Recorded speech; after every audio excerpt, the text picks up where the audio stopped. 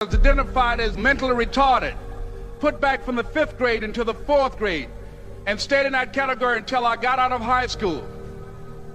I don't have any college training, but I met a high school teacher who one day changed my life. I was waiting on another student, and when he came in, he said to me, "Young man, go to the board and write what I'm about to tell you." And I said, I can't do that, sir. He said, "Why not?" I said, "I'm not one of your students." He said, "It doesn't matter. Follow my directions now." I said, "I can't do that, sir." He said, "Why not?" I said, "Because I'm educable mentally retarded." And he came from behind his desk and he looked at me. He said, "Don't ever say that again. Someone's opinion of you does not have to become your reality." And as he talked, my heart began to beat fast. Tears began to run down my eyes, and I was in the back just listening to him, because the speech he was giving, that speech was for me. And he said, "Les Brown," he said, "if you want to do anything worthwhile in life, you've got to be hungry." I told Mr. Washington I wanted to become a disc jockey. And so I started working to develop myself. He said, "I want you to practice every day being a disc jockey." I said, "But I don't have any job now." He said, "It doesn't matter." He said that it's better to be prepared for an opportunity and not have one than to have an opportunity and not be prepared. And as I was working to develop myself, I applied for a job as a disc jockey, WMBM on Miami Beach. I went to a guy named Milton Butterball. I said, "How you doing, Mr. Butterball? I'd like to get a job as a disc jockey." He looked at me, he said, "You have any broadcast background?" I said, "No, sir, I don't." "You have any journalism background?" I said, "No, sir, I don't." He said, "We don't have any jobs available." I said, "Yes, sir." I went back to Mr. Washington and I told him. He said, "Don't take it personally." He said, "Most people are so negative, they will have to say no 7 times before they say yes." He said, "Go back again." So I went back again. I said, "How you doing, Mr. Butterball? My name is Les Brown." He said, "I know what your name is. What do you want?" I said, "I'd like to know whether or not you have any jobs at disc jockey, sir." He said, "Didn't I just tell you yesterday we didn't have any jobs?" I said, "Yes, sir, but I know whether or not somebody got laid off or somebody was fired, sir." He said, "No one was laid off or fired. Now get on out of here." I came back the next day like I was seeing him for the first time. I said, "Hello, Mr. Butterball, how are you?" He looked at me with rage. He said, "Go get me some coffee." I said, "Yes, sir." And I went to get him some coffee. After a while, I would get their lunch and dinner, and I would go in the control rooms and take the disc jockeys their food, and I would not leave until they would ask me to leave. One Saturday afternoon, while I was at the radio station, a guy named Rock was drinking while he was on the air. I was the only one there, looking at him through the control room windows, walking back and forth, young, ready, and hungry. Pretty soon the phone rang, and it was the general manager.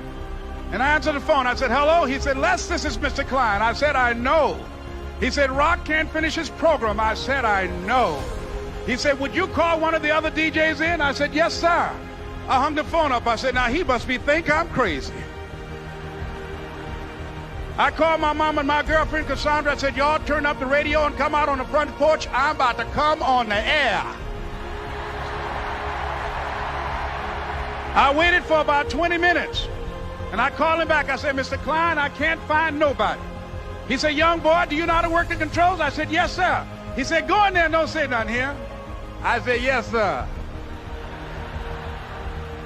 I couldn't wait to get behind those controls. I put on an old Stevie Wonder record called Fingertips. I sat down behind that turntable. I said, "Look out, this is me, LB Triple P, Les Brown, your platter playing papa. There were none before me and there will be none after me. Therefore, that makes me the one and only. Young and single and love to mingle, certified, bona fide, indubitably qualified to bring you satisfaction, a whole lot of action. Look out, baby, I'm your love man." I was hungry. I was hungry. You got to be hungry.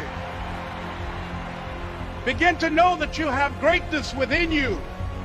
And if just one of you here begin to envision yourselves as being blessed and highly favored to reach your goals, if just one of you capture the essence of what that means, that you have greatness within you and a responsibility to manifest that greatness, that you can make your parents proud, you can make your school proud, you can touch millions of people's lives And the world will never be the same again because you came this way.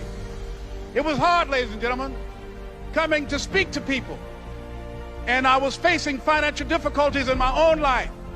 I was behind on my bills and my dreams, and I'm saying to them, you can live your dream. It was hard, ladies and gentlemen. It was very difficult to pick myself up each day believing that I could do it. There were times that I doubted myself. I used to ask myself, can I do this?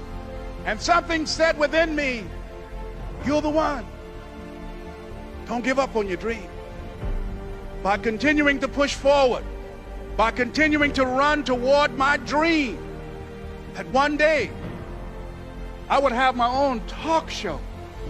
It's a long shot, ladies and gentlemen, from Liberty City, an abandoned building on a floor, never knowing my mother or father. It's a long shot. Being here with you today in this dome in Atlanta, it's a long shot. No college training, labeled educable, mentally retarded, but I kept running toward my dream. Don't stop. Don't stop running toward your dream.